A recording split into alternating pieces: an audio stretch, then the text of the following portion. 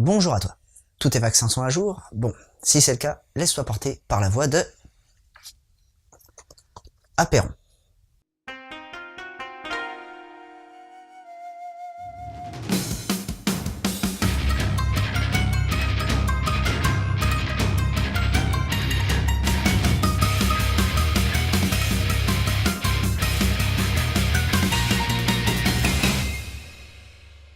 Oublie le monde tel que tu le connais actuellement, car dans Apéron, un mal inquiétant ronge la population. En effet, cette épidémie a pour but de rendre ceux qui la contractent amnésiques. C'est dans ce contexte que l'on va suivre nos 4 protagonistes âgés de 14 ans qui eux aussi sont atteints de cette maladie. Mais pour eux, aujourd'hui est un jour très spécial, car en effet c'est leur premier jour de permission depuis bien longtemps. Bon, elle reste que de 24 heures, mais bon après tout cet enfermement, même 24 heures de sortie, c'est que du bonheur. Mais comme tu t'en es sûrement douté, ce moment de bonheur va être de courte durée, car à peine sortis de l'hôpital, ils se font souffler par une explosion et enlevés par un étrange individu qui va les relâcher quelques kilomètres plus tard. Un peu chelou comme début de scénario, mais attends, je t'ai pas encore tout dit, car c'est là que l'histoire commence réellement. Lâchés dans la nature, sans repère ni rien, ils vont errer un peu jusqu'à ce que Kaede, un des enfants, va se rappeler de là où il habitait avant. Ils vont donc décider de s'y rendre.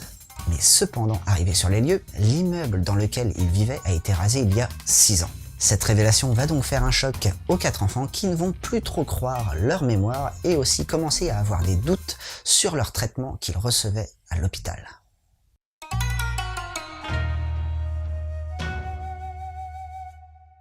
Pour ce qui est du dessin, c'est Kato Takuji qui s'y colle. Apéron étant seulement son 2e titre de sortie, on peut donc dire qu'il est encore tout jeune dans le métier. Malgré cette jeunesse, cela ne n'empêche pas d'avoir un trait assez sympathique avec des personnages ayant une bonne réalisation. Bon, si les personnages sont bien réalisés, c'est pas trop le cas des arrière-plans. Enfin, je peux même pas dire qu'ils sont moches, vu qu'en fait, il y en a quasiment pas durant tout ce manga et c'est bien dommage. Autre petit point qui me chiffonne un peu, c'est l'utilisation des traits de mouvement un peu trop abusives à mon goût. Mais bon, on peut comprendre que Kato ait eu envie de dynamiser ses scènes grâce à ce procédé. D'un point de vue mise en case, il reste assez varié avec pas mal de changements de taille, de cases et de superposition. Un ému donc qui permet de donner un rythme à la narration comme le ferait tout bon découpage de shonen. Pour ce qui est de l'édition, les éditions Doki Doki ont préféré utiliser un papier d'assez bonne qualité ainsi que de conserver la jaquette d'origine. Au passage, la couverture et la jaquette sont différentes et ça m'a plutôt bien plu.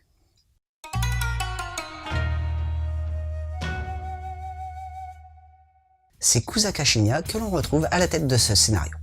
Encore pas très connu du grand public avec seulement 2 titres diffusés au Japon, le premier étant Deno Alice to Inaba-kun, un manga de style shoujo. Avec Apéron, Kusaka part donc sur un style totalement différent. Fini l'histoire d'amour. Il passe à l'action et je t'avouerai que ce passage est plutôt bien réussi. Sans pour autant être le scénario de l'année, Apéron reste un titre que j'ai plutôt apprécié et je vais t'expliquer pourquoi. Alors, tout d'abord, les mangas abordant les thèmes de l'Uchronie me plaisent particulièrement.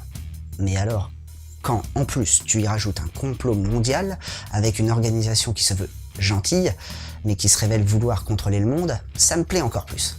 De plus, Kusaka a su intégrer dans son manga plusieurs touches d'humour bien dosées, notamment grâce à l'intervention d'Anaximandre, une sorte de peluche.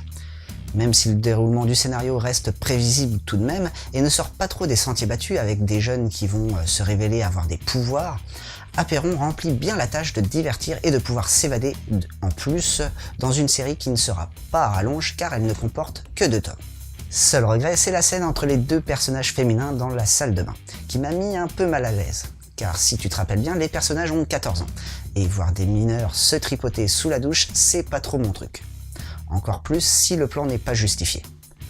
Et ressemble plus à une mauvaise intégration de fanservice. Pour résumer, Apéron est un manga d'Uchronie avec un bon petit scénario qui te fera réaliser que parfois les choses ne sont pas réellement ce qu'elles semblent être. Dans la même lignée qu'Apéron, tu pourras retrouver Smoking Parade de Kataoka Jinsei et Kondo Kazuma, où une société chargée de faire des transplantations d'organes se voit mêlée à d'atroces crimes. Tu as aussi le manga Devil Device Departure de Tokugawa Shinzen, où un jeune garçon rêvant d'intégrer une unité d'élite au sein de l'armée de son pays va s'apercevoir que ses héros sont en fait contrôlés par des démons, les Devil Device. Et enfin, un petit dernier pour la route, Pacte de Kuji Shinosuke, où un monde futuriste est pris en otage par un groupe de terroristes portant des masques de lapin. Et voilà, c'était Boubou, j'espère que cette chronique t'aura donné l'envie de lire Apeiron. Allez sur ce, je te laisse, et surtout, n'oublie pas de suivre la voie du manga.